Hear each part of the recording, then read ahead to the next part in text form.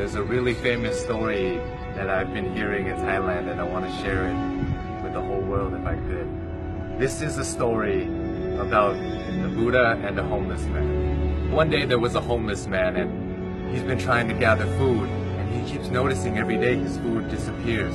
One day he caught the mouse that kept stealing his food, and he asked the mouse, "Why are you stealing from me?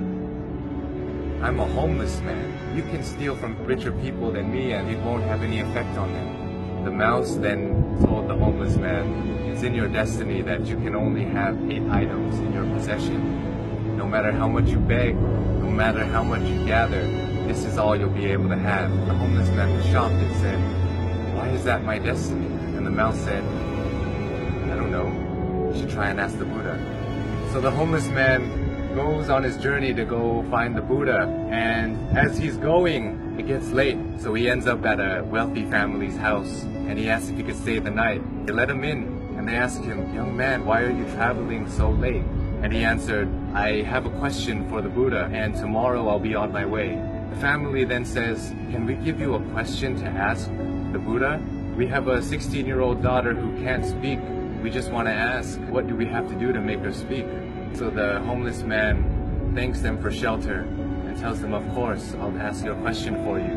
So the next morning he goes and continues his journey and sees a sea of mountains that he has to cross. He climbs up one mountain and he meets a wizard. And the wizard decides to use his staff to take the young man and himself, fly them across the sea of mountains. And the wizard asks the young man, "Where are you going? Why are you deciding to cross these mountains?" And the young man said, "I'm going to ask the Buddha a question about my destiny." The wizard then says, "Can I please give you a question to ask the Buddha? I've been trying to go to heaven for 1,000 years.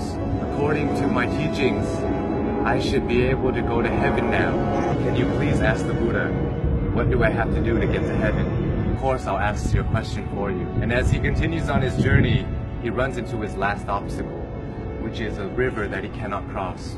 Luckily, he meets a giant turtle who decides to take him across the river. And as they're crossing the river, the turtle asks, "Where are you going?" "I'm going to see the Buddha. I'm going to ask him a question about my destiny." The turtle then says, "Can you please ask a question for me too? I've been trying to become a dragon for 500 years. According to my teachings, I should have become a dragon by now. Can you please ask the Buddha, what do I have to do to become a dragon?" So the young man thanks the turtle for taking him across the river and says, "Of course, I'll ask you a question for you." The homeless man finally meets the Buddha, and the Buddha tells everybody, "I will answer 3 questions for everybody here, but only 3 questions." And the young man is shocked. He has 4 questions to ask. So he thinks carefully. He thinks about the turtle. The turtle's been living for 500 years trying to become a dragon. The wizard has been living for 1,000 years trying to get to heaven. And that young girl is going to have to live her whole life being unable to speak. And then he looks at himself. He says, "I'm just a homeless beggar. I can just go back home and continue begging." So as he looks at everybody else's problems, his problem suddenly seems so small. So he feels sorry for the turtle, the wizard, and the young girl, and decides to ask all of their questions. So he asks the Buddha, and the Buddha answers. The turtle is unwilling to leave his shell. As long as he's unwilling to leave the comfort of his shell, he will never become a dragon. The wizard always carries his staff and never puts it down. It acts as an anchor, keeping him from heaven. And as for the girl, she'll be able to speak when she meets her soulmate. So the homeless man bowed to the Buddha and went on his journey back home. He reunites with the turtle and he tells the turtle, "Hey, you just have to take off your shell and you become a dragon." The turtle then takes off his shell, and inside his shell were priceless pearls found in the deepest parts of the ocean. And he gives it to the homeless man and tells him, "Thank you. I no longer need this because I'm now a dragon." Flies away.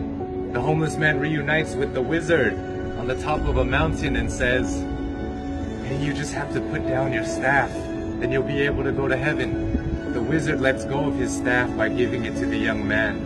He says, "Thank you," and ascends to heaven. The young man now has wealth from the turtle and power from the wizard.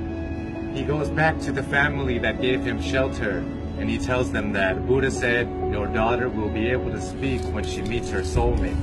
And at that moment, the daughter came downstairs and said, hey, is that the man that was here last week? The young girl and the once homeless man have found their soulmate. This story tells us so many things, so many lessons, but for me, I think that sometimes we have to give things in order to get some things. Sometimes if we want to become a dragon, we want to become a lion, we have to be willing to leave behind what makes us most comfortable, what makes us feel most safe. We have to leave our comfort zone, just like the turtle did. And in order to find true love, we must become somebody who is willing to put others before ourselves. When you're alone and when you're lost in your thoughts, sometimes your problems seem so big. It may seem like it's the end of the world, but if we look at other people's lives, other people who don't have as much opportunity as us and who have it worse than us, sometimes it makes our problems seem so much smaller. And if we're willing to lend a hand to those who are struggling more than us, willing to help them, it may change the course of your life, your destiny, and the universe may repay you in such a way that you never would have imagined.